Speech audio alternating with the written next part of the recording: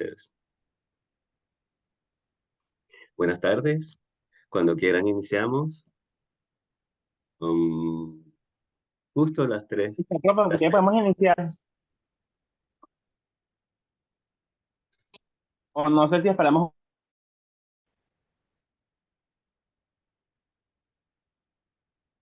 Bueno, ustedes dicen, podemos dar unos minutos y así me entero cómo están ustedes, cómo están mis queridos semiólogos. Todo bien, profe, estamos bien. Bueno, ahora le mando un mensajito comentándole que nada, el Consejo de Escuela se decidió que se iba a mantener los exámenes finales el 6 de noviembre. Son 2 semanas de exámenes finales con una semana de preparación. Bueno, usted estuvo al tanto en la primera reunión y bueno, hoy se terminó de decidir el tema del cronograma y empezar el nuevo año académico el día, ¿cómo se llama? 27 de noviembre. Ok. ¿Y los parciales quedaron igual? Bueno, los parciales, el tercer parcial, en teoría deberíamos quedar igual. Sin embargo, las fechas finales son otras. Entonces, ahí sí tendríamos que coordinar. Eso en caso, bueno, de nosotros como clínica C. Ujú, ya, Igual de todos modos, yo más tarde le mando un mensajito para que lo vea más explícito y tomemos, ¿cómo se llama? Eh, como el cronograma que nos corresponde, pues, de lo que nos queda.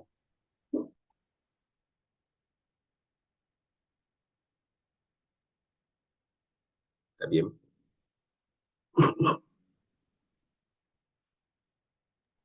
Bueno, profe, si quiere empezamos. Bueno, déjame volver a la pantalla normal. Listo, porque está lloviendo Ahí mucho. Sí, sí se ve, Sí, sí, profe. se ve. se ve la pantalla completa.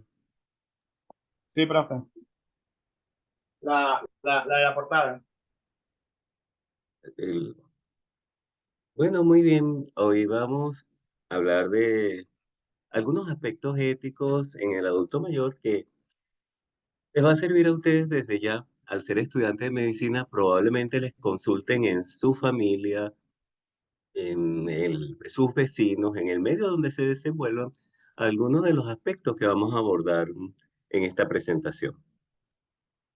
Entonces, bueno, siempre comienzo con un poema que me parece muy lindo, que dicen los abuelos, los viejos, mis queridos viejos.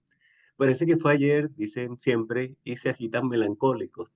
Buscan dentro del orden visible el pretérito, cruzan el desierto con ese enfado maligno de ir o permanecer. Llevan el sol a la otra orilla en un cántaro de agua. Ese poema es de nuestro poeta Juan Sánchez Pelado, y me parece que es de los pocos que hace alusión a los años finales de la vida y de forma tan poética. Y bueno, desde la mitología griega, ustedes vean cómo se representaba a Yeras o Heras. Si comparan con Artemisa, la diosa mujer, o Apolo, etcétera, ven la diferencia. Ya parece que los griegos conocían el síndrome de fragilidad del adulto mayor. Y esta distinción me gusta mucho. La vejez no llega a los 70, llega al convertirnos en dependientes, o sea, cuando perdemos la autonomía, cuando ya no somos capaces de asearnos, vestirlos, preparar nuestra comida, comer, ahí llega la vejez. Y aquí observen los censos de población, cuántos representan la población mayor de 60 años. Prácticamente, si ustedes ven, para un total de 27 millones para este año, casi el 10% era mayor de 60 años, mucho más féminas que masculinos. Como saben, la mortalidad es mayor en el género o sexo masculino.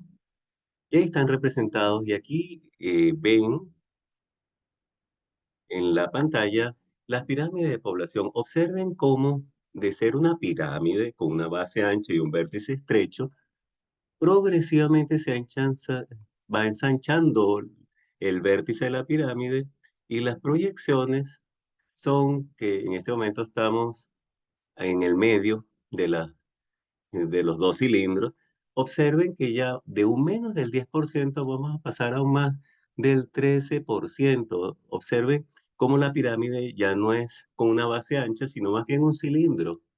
Eso quiere decir que proporcionalmente va a haber una mayor población mayor de 60 años en la estructura de población venezolana y en el mundo. Incluso hay países que tienen crecimiento cero, que ya la población es envejeciente, como Francia, Japón. Y observen que hay un mito que les quería aclarar. Casi siempre ustedes oyen, la expectativa de vida al nacer son 77 años. Entonces me dice, ¿dónde? Ya tiene 80, ¿qué más le vas a pedir tú a ese viejito? Bueno, observe, una cosa es la expectativa de vida a los 0 años al nacer, y otra cosa es cuando ya llegamos a los 65 años. La expectativa de vida son 20 años más para la mujer y, bueno, un poquito menos, 17 años para el hombre. Y cuando llegamos a los 75 se sigue ampliando la expectativa de vida a los 88 y 85 respectivamente, mujer y hombre. Y los que alcanzan los 85 años no es que ya se pasaron, que están viviendo de más, no, todavía tienen 7 años de expectativa de vida y en promedio superan los 90 años, 92 y 91 años respectivamente. Esto es importante tenerlo en cuenta a la hora de abordar un paciente crítico, un paciente terminal, un paciente quirúrgico, que a veces uno toma en cuenta la edad y la edad realmente por sí misma no contraindica nada. Algunos aspectos éticos que quería mencionarlos en esta introducción es las definiciones de paciente terminal. El paciente terminal probablemente tenga una enfermedad neoplásica con una pobre esperanza de vida, quizás 3 meses, a diferencia del paciente crítico, que es el paciente grave, sepsis, shock cardiogénico, un paciente que está muy grave, pero que es recuperable. Su condición es reversible. No pocas veces un paciente terminal llega a estar en una condición crítica y eso plantea dilemas que vamos a considerar posteriormente en cuanto a qué es las medidas extraordinarias, qué es lo extraordinario, qué es la limitación de medidas terapéuticas. Y esta reflexión se las traigo porque más de una vez a partir de ahora ustedes van a participar en la toma de decisiones de sus seres queridos. Espero que estén muy saludables, pero de sus abuelitos, de sus vecinos, etcétera. Entonces es importante hacer estas consideraciones. Bueno, todos sabemos lo que es la eutanasia. Hay eutanasia activa cuando el médico procura, a través de drogas depresoras del sistema nervioso y cardiodepresoras, la muerte del paciente, o la pasiva cuando no interviene para salvarle la vida al paciente. Según nuestro código de deontología médica, el paciente tiene derecho a exigir que se le permita morir sin aplicar medidas extraordinarias. Si el paciente está consciente, en pleno uso de sus facultades mentales, él lo deja consignado y queda en la historia del paciente. Firma lo que se llama limitación de medidas terapéuticas. Más de las veces el familiar, los seres queridos, cónyuges, hijos, los que firman esta limitación de medidas extraordinarias, que incluye, por ejemplo, la intubación, ventilación mecánica o drogas vasopresoras en el caso de que el paciente esté chocado.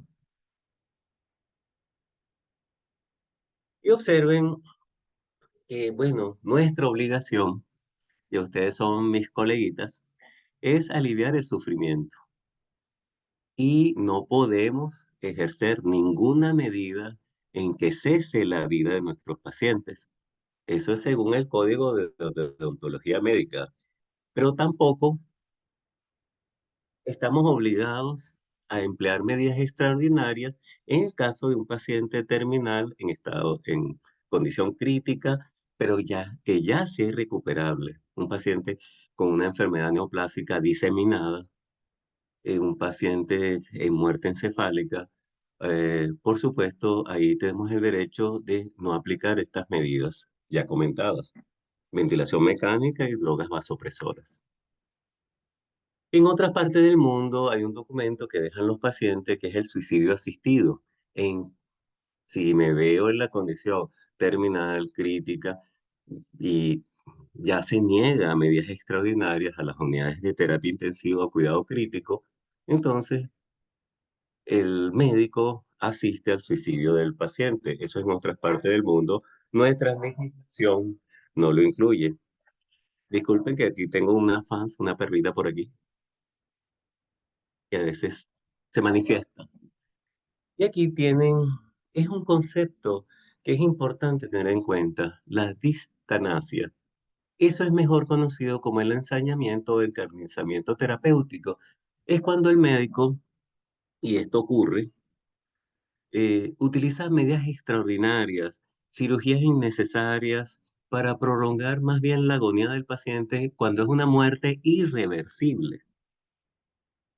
Y antidistancia es lo contrario, es abstenerse de emplear estas medidas y sencillamente dejar que ocurra el proceso de morir.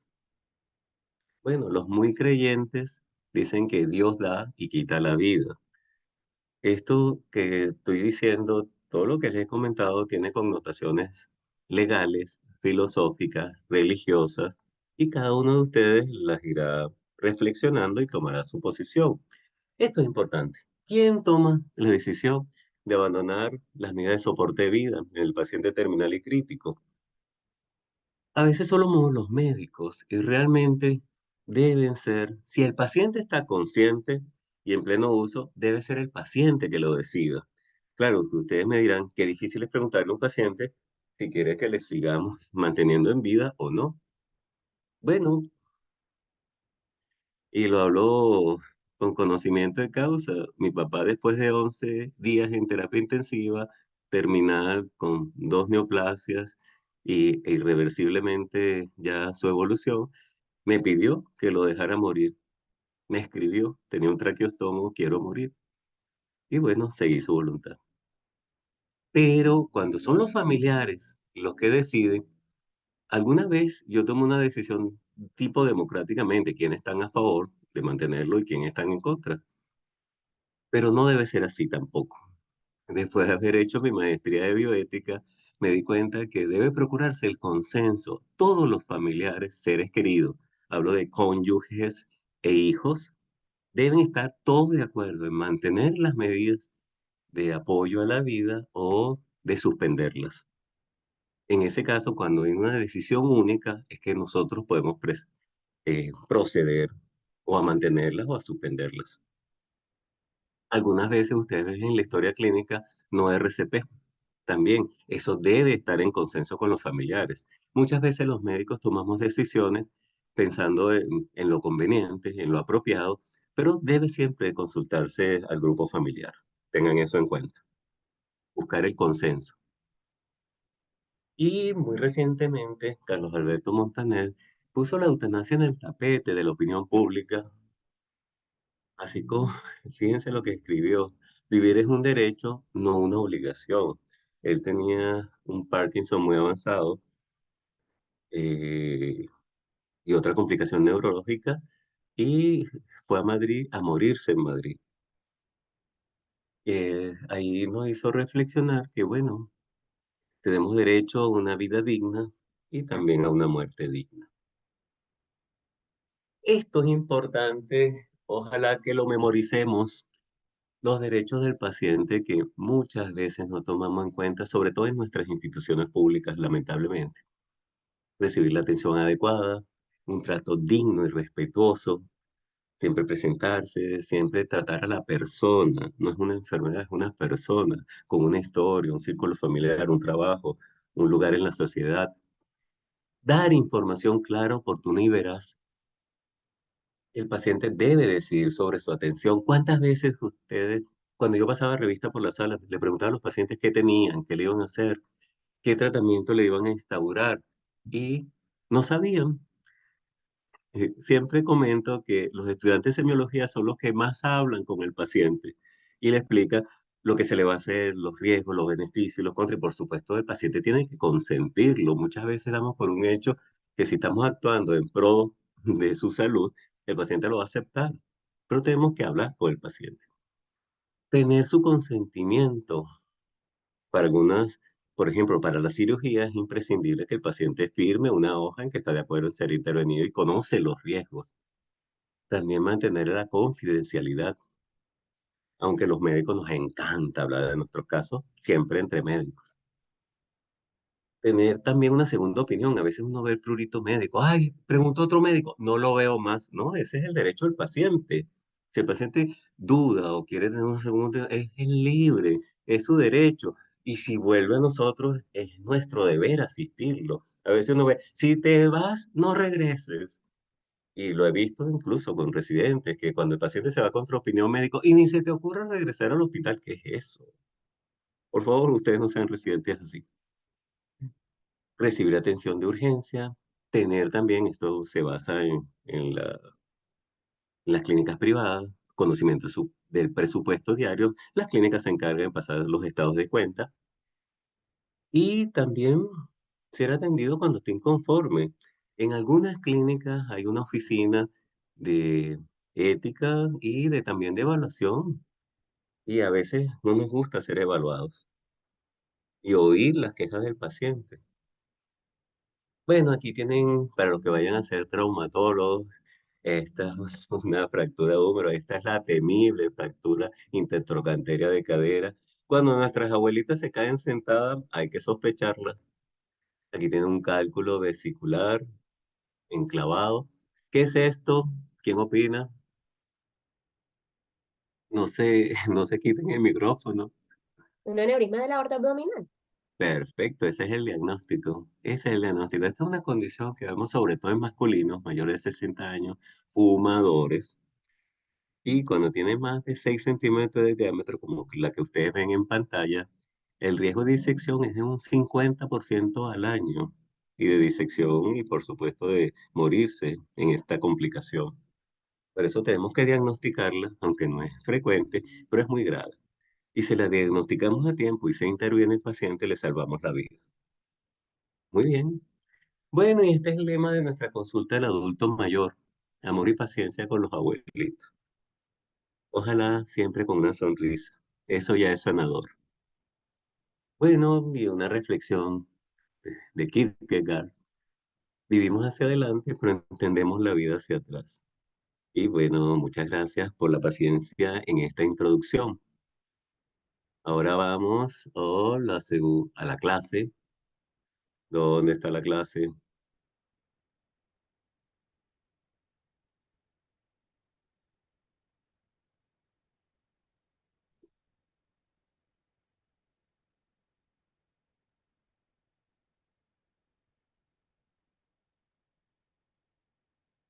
Ahora vamos a compartir pantalla y ir a la otra presentación que no he abierto.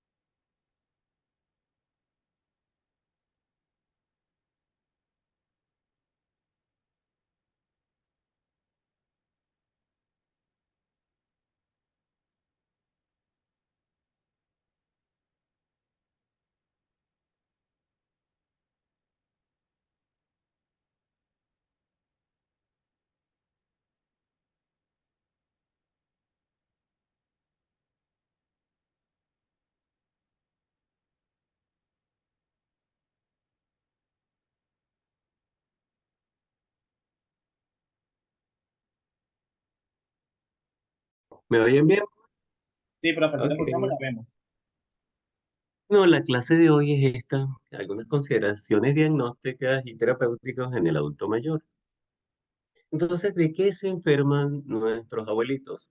Cardiovasculares, ahí ven hipertensión, enfermedad coronaria, de hecho, causa la mayoría de las muertes, tanto en hombres como en mujeres, insuficiencia cardíaca, las respiratorias EPOC, enfermedad péptica, estreñimiento, enfermedad articular, infecciones urinarias son cada vez proporcionalmente más frecuentes con la edad, así como la obstrucción urinaria en los masculinos por hiperplasia prostática y los prolapsos genitales e incontinencia en las féminas. Osteoartritis, todos tenemos osteoartritis después de los 40, 50 años, osteoporosis y por supuesto los riesgos de fractura. Oftalmológicas, las cataratas son frecuentes y la cirugía de glaucoma, las alteraciones de dentición, las neuropsiquiátricas, eventos cerebrovasculares, Parkinson, demencia es frecuente, metabólicas, diabetes y tiroides, lejos la más frecuente, así como los trastornos del colesterol y triglicéridos, y el cáncer que aumenta su incidencia con la edad, particularmente pulmón es uno en los fumadores, gástrico colorectal. El de colon es tan frecuente que amerita la pesquisa, la colonoscopia en el adulto mayor cada 5 años. El cáncer de próstata es muy frecuente. Y en la mujer, a esta edad, aún vemos el cáncer de mama, no así los ginecológicos y de piel, que son sumamente frecuentes, los carcinomas vasocelular y espinocelular. Y podemos comentar de las enfermedades en el adulto mayor. Primero que son varias que coexisten. No es raro que el paciente sea hipertenso, diabético, dislipidémico, obeso, artrósico, y esto que tenga múltiples enfermedades lleva a la polifarmacia. El paciente toma medicamentos para cada una de ellas con las consecuencias del riesgo de intoxicación medicamentosa y de reacciones adversas a drogas, que en eso va a versar mucho esta presentación. Otro riesgo que tenemos con los abuelitos es la automedicación. Si ustedes ven abuela que se respeta, tiene en su cartera mentol chino, ibuprofen, Tylenol, hasta alguna venda, betadine, solución, gasas adhesivos. Las abuelas son terribles, pues. Y este es un problema que tenemos que no es raro. Las reacciones adversas a drogas, de hecho, en el paciente hospitalizado, la prevalencia es hasta un 10-20% de los pacientes presentan algún tipo de reacción adversa a drogas. Casi siempre las más frecuentes son dermatológicas y gastrointestinales. ¿Qué es importante en el adulto mayor? Uno, un chequeo médico anual con su laboratorio, un perfil hematobioquímico, antígeno prostático específico total y libre en los hombres mayores de 45 años, ya más aún en el grupo etario que nos corresponde. Los marcadores tumorales en las féminas depende de la orientación diagnóstica. El electrocardiograma de reposo, si es un paciente que va a hacer ejercicios de alta exigencia, la prueba de fuerza y la radiología de tórax es mandatoria en pacientes con afecciones respiratorias, hepáticos, fumadores, que es un problema a esa edad. La mamografía bilateral se justifica hasta los 75 años. Como ustedes saben, el cáncer de mama es frecuente, es uno de los más frecuentes en la mujer. Y esta edad, la pesquisa es hasta los 75 porque después de los 75 el diagnóstico no cambia la expectativa de vida, aunque por supuesto, si se diagnostica hay que tener algún abordaje terapéutico. La citología cervical, eh, la citología del cuello uterino también es hasta los 75 años. Sí es importante la densitometría ósea por el diagnóstico de osteoporosis, osteopenia. Esto es importante después de los 60 años, aunque si la paciente tiene factores de riesgo como fumadora, sedentaria, trastornos tiroideos, podemos solicitarla antes y, bueno, tiene tratamiento y sobre todo la prevención de la fractura ante la caída, que es tan frecuente a esta edad. Todos los adultos mayores deben ir al oftalmólogo anualmente, al odontólogo anualmente, los masculinos al urólogo y las féminas hasta los 75 años al ginecólogo. Aún en la literatura parece que la colonoscopia debe realizarse cada 5 años en este grupo etario, buscando lesiones premalignas, pólipos, por ejemplo, que uno pueda hacer una polipectomía y evitar que ese pólipo degenere en un cáncer colorectal. Algunas consideraciones éticas, bueno, ya creo que fueron formuladas. Es importante insistimos en la información del paciente y a veces es recomendable que el paciente nos repita cuando hacemos una prescripción qué le hemos indicado. Siempre la balanza, como todo en la vida, del riesgo y el beneficio del tratamiento. A veces, particularmente en los pacientes quirúrgicos con un abdomen agudo, es difícil hacer el diagnóstico si no tenemos el índice de sospecha, porque en este grupo etario las enfermedades no se manifiestan de forma tan florida. Un paciente con una neumonía no tiene escalofrío, fiebre de punta de costado, todo es como expectoración mucopurulenta. No es así. A veces, y hemos tenido casos de la vida real, que una paciente con un síncope resulta que tiene una neumonía. Es decir, hay que ser minuciosos a recoger la historia clínica tanto del paciente como del familiar, así como en la exploración del paciente que estamos aprendiendo en este año. Bueno, ya hubo consideraciones que no es raro, más bien es la regla que nuestros pacientes mayores tengan múltiples enfermedades, la patología múltiple, y en consecuencia la polimedicación que hay que tomar en cuenta como veremos a continuación. Fíjense algunos datos. 70-80% de los mayores de 75 años cumplen un tratamiento crónico. 33% de las féminas toman psicofármacos. Esto no es sexismo ni nada, son estadísticas. Probablemente los masculinos también lo necesitan, pero disimulan. En un tercio de los casos, no toda la medicación que reciben es necesaria. A veces tratamos todo y a veces no es necesario tratar todo, sobre todo cuando hay el riesgo de más bien interacción medicamentosa, como vamos a ver posteriormente. 20% de los abuelitos son hospitalizados por reacciones adversas a droga, hipotensión postural por un tratamiento agresivo, hipoglicemias por un tratamiento hipoglicemiante agresivo, etcétera. Y 10% de los ingresos hospitalarios también son por reacciones adversas a drogas. Esto es una máxima, mayor número y dosis, porque algunas son dosis dependientes de medicamentos, mayor riesgo de reacciones adversas de intoxicación medicamentosa. En otras palabras, tenemos que tener mucho cuidado con la iatrogenia en este grupo etario. Conocer los medicamentos, o por lo menos es preferible conocer pocos bien que muchos mal, y saber dónde actúan, que prever los efectos secundarios y la interacción de drogas. Ustedes son expertos en esta materia, la favorita creo que del año que viene. La farmacocinética, lo que el organismo le hace a la droga, la absorbe, la distribuye, se metaboliza y secreta. Todo se reduce un 50% en este grupo etario. El metabolismo de drogas, la excreción de los medicamentos, aunque la creatinina esté normal, a veces tienen tan poca masa muscular que la creatina no se eleva a pesar de que la función renal esté comprometida. De hecho, si ustedes calculan la depuración de creatinina, van a ver que está mucho menor que los niveles de creatinina séricos. Y finalmente, el efecto de los medicamentos sobre los receptores es muy variable a este grupo etario. ¿Qué medicamentos usamos con mayor frecuencia? Aquí los tienen. Analgésico, antiinflamatorio, antiespasmódico. La mitad de mis pacientes mayores de 50 años son hipertensos, ya no tanto digitálicos, más bien el uso es de beta bloqueadores, como verán, diuréticos en pacientes que ya su porcentaje de agua es menor, antibióticos, diabetes, el 45% de los mayores de 60 años tienen algún trastorno en el metabolismo de carbohidratos.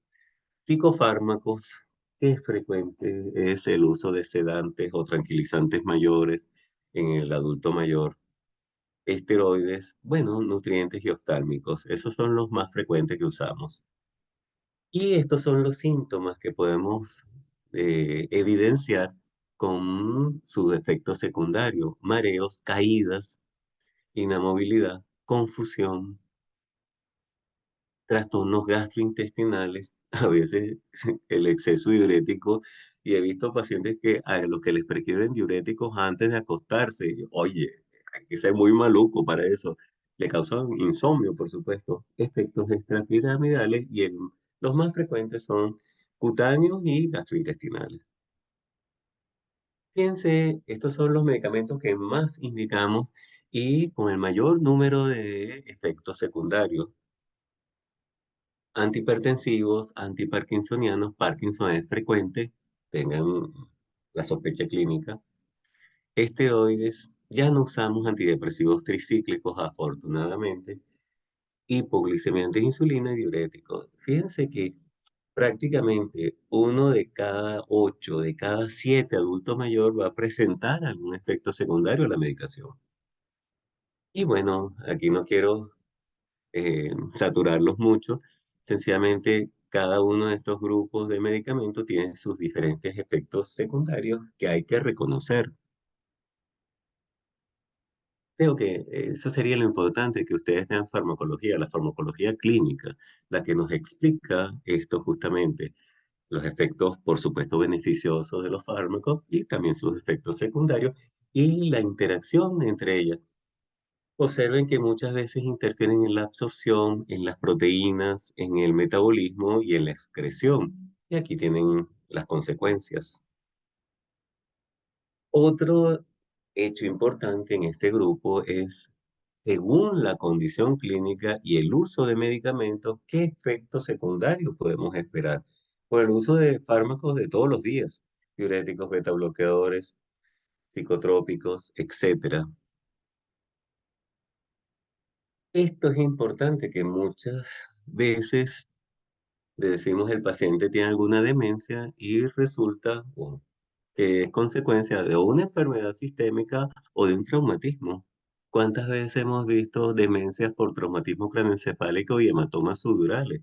Estas las llamamos, estas demencias que se deben a condiciones médicas, a insuficiencia hepática, renal, encefalopatías tóxicas, metabólicas, les llamamos demencias reversibles.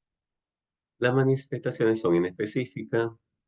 Esto es importante también tener en cuenta la interacción entre el paciente y su cuidador.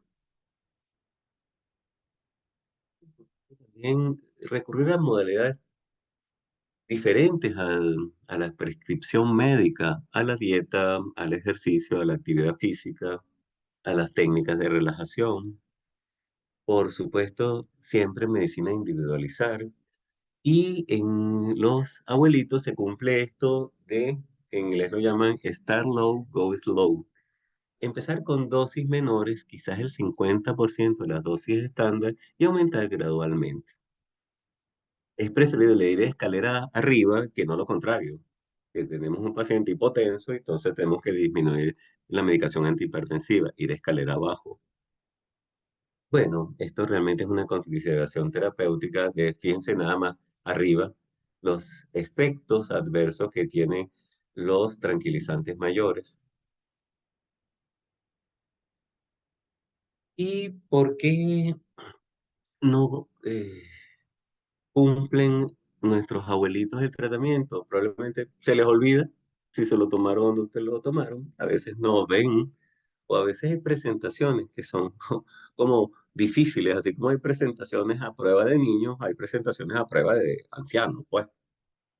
A veces el régimen es complejo y crónico. Los pacientes son dinámicos. Siempre le digo a mis residentes, reevalúen, chequeen, simplifiquen el tratamiento si es posible, insértenlos en las actividades de la vida diaria del abuelito.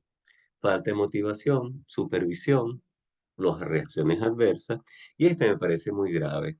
Cuando el paciente se defiende suspendiendo la medicación de un médico que empecinado le indica, y a veces peor, le aumenta la dosis de lo que el abuelito cree que le cae mal, sencillamente. Estos son algunos errores en la indicación que creo que es de otro nivel.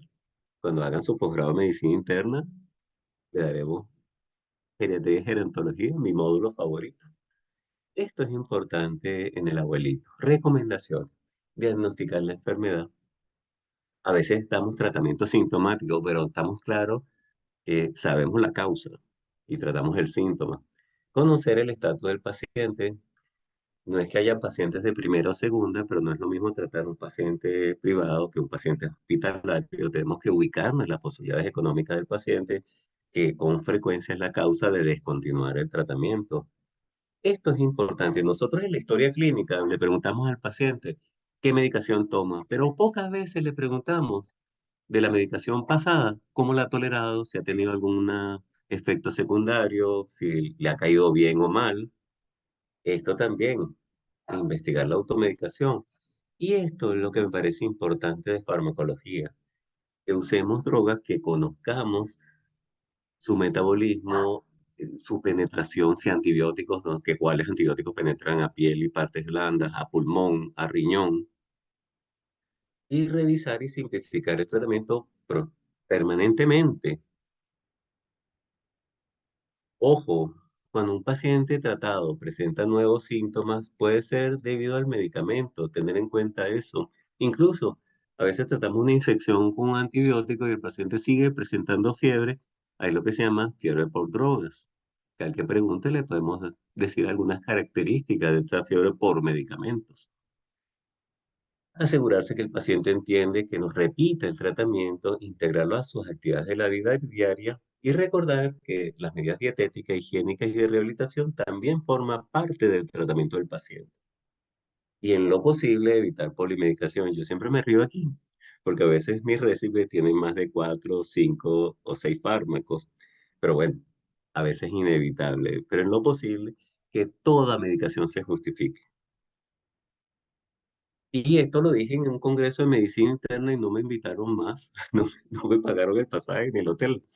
Si hay alguna cosa hay de sobras de medicamentos y realmente vemos que conociendo lo necesario, no es que yo diga que por supuesto hay que estudiar lo más posible, yo imagino que todos ustedes estudian 1 o 2 horas diarias, pero sí discriminar y saber cuáles son los esenciales y tener su esquema de tratamiento. Esto lo aprenderán en terapéutica médica. Bueno, yo creo que esta es la última diapositiva de la clase. Dejo a ustedes si quieren oír algunas palabras de cirugía o no, lo que ustedes digan. Bueno, profe, como usted quiera, no sé si los muchachos pueden. No, ustedes democráticamente. Por mí no hay problema. Sí, ok, doctor, está bien. ¿Cómo estamos en tiempo? ¿Ya se cansaron? ¿Tomaron su café? Café todavía no, más tarde, profe, que nos A toca esta más Ah, tarde. hora, después no duermo. bueno, ¿ven la pantalla? La misma, al final de la otra. Ah, bueno, déjame.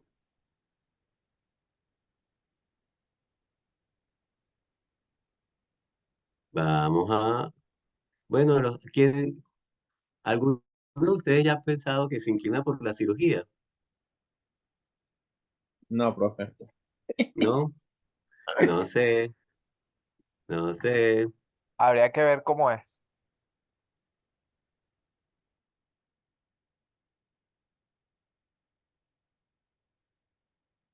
¿Qué ven en la pantalla?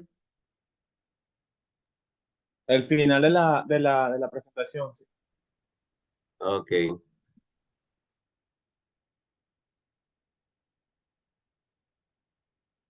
¿Y ahora? Nada, su nombre. Nada. No. Bueno, ya va. ¿Y ahora? No. Ya va, ya va. Déjame escaparme de aquí, pues, Voy a ponerle pausa. aleatorio. Listo, profe. Bueno.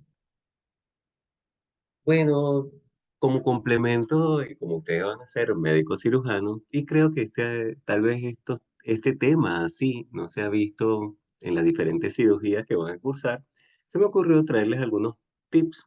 La abrevié esta clase habitualmente la doy en el posgrado, pero tal vez puede ser interesante para ustedes. Fíjense, el primer comentario es que un 30% de las cirugías, entre un 20 y un 40, un 30%, son en pacientes mayores de 60 años. De eso, esa fue mi motivación hace 16, 17 años para crear la consulta al adulto mayor, que 30% de las hospitalizaciones médicas, emergencias, cirugías traumatológicas y cirugías generales eran pacientes mayores. Pensé que debían tener alguna preferencia o prioridad. 30% también de las emergencias. Y esto ya lo hemos comentado, las afecciones se presentan de una forma típica, indolente, con manifestaciones muy tenues. Por eso hay que tener lo que subraya aquí, alto índice de sospecha. Y particularmente en el abuelito, hay que diagnosticar rápidamente, agotar los recursos diagnósticos, nuestro esfuerzo clínico y los exámenes complementarios e imagenología para llegar hacia un diagnóstico de certeza. Fíjense que esto es importante, este concepto. Para ustedes, y si les piden opinión sus familiares o vecinos, en fin, en el grupo social en que se desenvuelva, siempre es preferible una cirugía eh, electiva que una emergencia. Observen, cualquier cirugía en promedio tiene su mortalidad inherente al paciente, a su condición clínica, al tipo de cirugía, por supuesto, y al cirujano y al anestesiólogo. Pero si es emergencia, se multiplica hasta por 4 esa mortalidad. Entonces, muchas veces yo tengo pacientes, doctor, me opero esta hernia, opéresela, porque va a salir bien. Ahora, si esperamos que haga una obstrucción intestinal, que se estrangule la hernia, etcétera, va a ser de emergencia y su mortalidad va a ser 4 veces mayor, particularmente en las intervenciones tórico-abdominales. O sea, estén a favor de la cirugía electiva siempre que haya una indicación precisa. Aquí lo tienen. Estas son las causas más frecuentes de mortalidad, las respiratorias y la sepsis en los pacientes intervenidos. Fíjense, esta es otra reflexión que quería llevarle. Casi siempre le echamos la culpa al anestesiólogo. El cirujano sale corriendo, ya yo hice mi trabajo y deja al anestesiólogo que lo despierte, que lo lleve a recuperación y que aborde a los familiares. Fíjense que es la condición clínica del paciente lo que realmente decide su mortalidad. No es lo mismo un paciente hipertenso, diabético, lo que sea, hepático, bien controlado, que un paciente descompensado. No es lo mismo. La cirugía, no es lo mismo una cirugía de apéndice, hernias, etcétera, que un Whipple, que una resección de páncreas, duodeno y vaso. Y la anestesia solo, esto es para los que vayan a ser anestesiólogos de una vez, le quitamos la culpa. Solo en 10% de los casos tienen que ver con las complicaciones perioperatorias. Entonces, de acuerdo a lo que hemos dicho, la edad sola implica un mayor riesgo. Sí, bueno, un paciente mayor de 80 años ya es un ASA 2, que ya vamos a ver qué es eso de ASA, pero no debe contraindicar la cirugía porque hay que tomar en cuenta la calidad de vida del paciente, sus facultades mentales, si es el paciente que está bien, que se desempeña, que es, es bueno, tiene una vida social y familiar aceptables. No es lo mismo tomar una consideración en un abuelito así que en otro que tenga una demencia, una neoplasia, que tenga esté en cama, que tenga múltiples de cara, que tenga un cuadro de fragilidad, que ya vamos a ver qué es eso. No es lo mismo, ¿no? Como siempre, tomar en cuenta todos los factores y por supuesto es el paciente. Si el paciente ustedes ven que dice, opéreme doctor, bueno, al cirujano lo opera, pues. Hay cirujanos que uno les pide la interconsulta y apenas ven al paciente lo operan. Otros no, otros no asumen riesgos. Y esto depende del estatus funcional del paciente. En resumen, fíjense, quería en esta sección traerles un síndrome que es relativamente frecuente, que cada vez veo más en pacientes en el Hospital Vargas que vienen por depresión, pérdida de peso, sarcopenia, piel y huesos. Entonces, este es un síndrome que se caracteriza porque disminuyen las reservas y por supuesto ya no es capaz de tener todas las reacciones necesarias entre los estresores externos y casi siempre se caracteriza por depresión, pérdida de peso y fíjense, la mayoría de veces, por supuesto, lo vemos en el adulto mayor, el sexo, bueno, indistinto. Casi siempre son pacientes de un estrato social económicamente débil y de bajos ingresos. Y fíjense, esta nemotecnia en frail, fatiga Resistencia. Estos pacientes, por ejemplo, ¿cómo valora uno esto? Le dice al paciente si es capaz de subir un piso en escalera sin detenerse o caminar una cuadra. Casi siempre son pacientes que, bueno, tienen más de 2 o 3 enfermedades y casi siempre la pérdida de peso ha sido significante. Este síndrome, reconózcanlo porque no es raro y lo vemos, y el abordaje también es en las diferentes áreas que hemos mencionado. Fíjense esta espiral. El anciano frágil, casi siempre volvemos al estrato social, pobreza, disminución de la audición, de la visión, depresión, el riesgo de caída. Esto es frecuente también en el adulto mayor, el deterioro cognitivo. Ojo, a veces a la abuela se le olvida algo y ya todo el mundo la ve con cara sospechosa de que tiene un Alzheimer. Tampoco es así. Hay lo que los españoles llaman los despistes benignos de la edad, que a todos se nos olvida en algún momento donde dejamos la llave, si no tomamos no el tratamiento, pero eso no quiere decir que tenga un déficit cognitivo, que evoluciona a leve, moderado, o severo, demencia. Pero es parte de este síndrome, casi siempre hay enfermedades, inamovilidad y finalmente muerte. Entonces, como se imaginan, este síndrome hay que abordarlo desde la recuperación de la salud, apoyo nutricional, psicosocial y incitar a la actividad física. Bueno, ya todos estamos en eso, pues.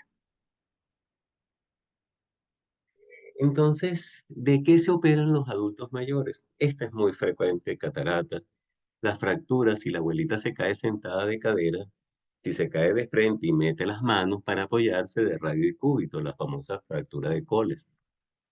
Cirugías abdominales, hernias, vesícula. Ojo, recuerden aquí tener en los casos de abdomen agudo, si el, siempre hay un diagnóstico que a veces no hacemos, que es el de isquemia o infarto intestinal. Cuando ustedes estén en la emergencia y le llega un abuelito con dolor abdominal, trastornos del hábito e hipotensión, sospechen isquemia intestinal o infarto intestinal como causa. Las dermatológicas, ¿a quién no le estirpa un vaso celular o espinocelular? Esto, aunque no lo crean, también. A veces las abuelitas también se hacen su blefaroplastia, ritiplastia, todas las plastias que se imaginen. Neuroquirúrgicas, los traumatismos craneoencefálicos, hematomas, tumores, hidrocefalias, hidrocefalias normotensivas, la ex-vacuo realmente no se opera. Cirugías cardiovasculares, aquí entran los bypass, y les voy a decir algunos datos después de esto, de la cirugía de bypass aortocoronario y las cirugías de reemplazo valvular. Y las torácicas, particularmente en pacientes fumadores con lesiones ocupantes de espacio. Entonces aquí tienen más o menos la frecuencia de las cirugías ortopédicas, general, dermatológica, y así va disminuyendo en frecuencia. Algunos comentarios como cultura general. Fíjense que el cólico biliar, la colicistectomía, solo el 15% presenta síntomas, o sea que la abuelita probablemente tenga una litiasis vesicular silente, pero observen la alta mortalidad en la cirugía de emergencia. 20%, una de cada 5, tiene riesgo de fallecer como complicación quirúrgica si se presenta emergencia. El cáncer de páncreas tiene muy pobre sobrevida, hagan lo que hagan. Hay un otro pico de apendicitis, esto lo discutimos cuando vimos semiología de abdomen, a los 80 años. Entonces, el abuelito que consulta no es un cólico, una colitis, sino, ojo, tengan en cuenta este diagnóstico, vean al paciente, examínenlo, pidan su laboratorio, pidan la opinión del cirujano, porque 70% ya están perforados y ya están en fase de peritonitis para el momento del diagnóstico, con el aumento de la mortalidad.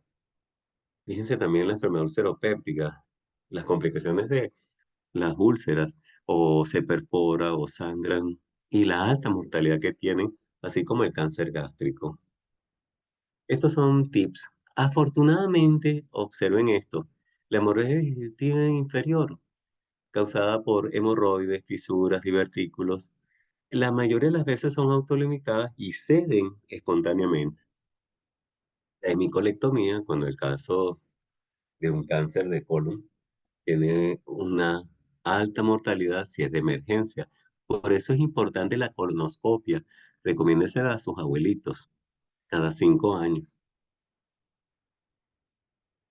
Fíjense, aquí lo tienen. El SEA de colon es una importante causa de muerte a esta edad. En cambio, la cirugía electiva, si se diagnostica a tiempo y se hace una hemicolectomía, la cirugía electiva tiene muy baja mortalidad. Y esto es importante. Entonces, ¿van a operar al abuelito? Sí, porque le van a garantizar buenos años de vida y de calidad de vida. Las hernias son frecuentes, 30% causan obstrucción intestinal, o sea que manden a operar a sus abuelos que tengan hernias. Bueno, primero diagnostíquenla. Aquí un comentario. Fíjense que a veces tenemos pacientes con enfermedad coronaria de 3 vasos. Entonces les plantean hacerle bypass aorto coronario.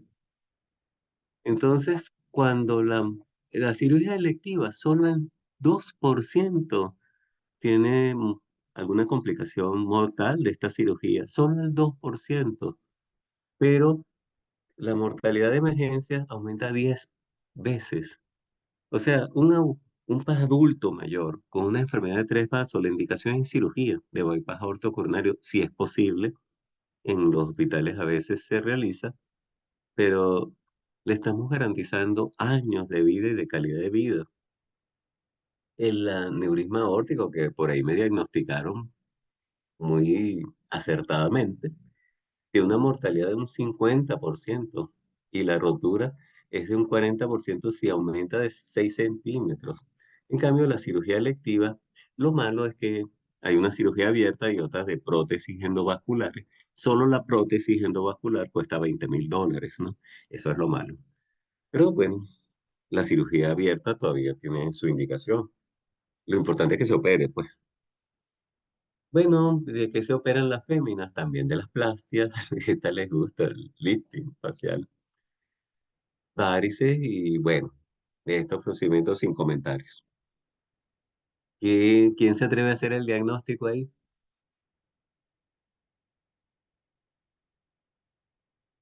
Alguien que todavía esté despierto. Aquí estoy, profe, pero no sé. Un, en piel, un tumor perlado, así que puede ser. Este está de escopeta, pum. Eso es un vaso celular, José. Ok, profe.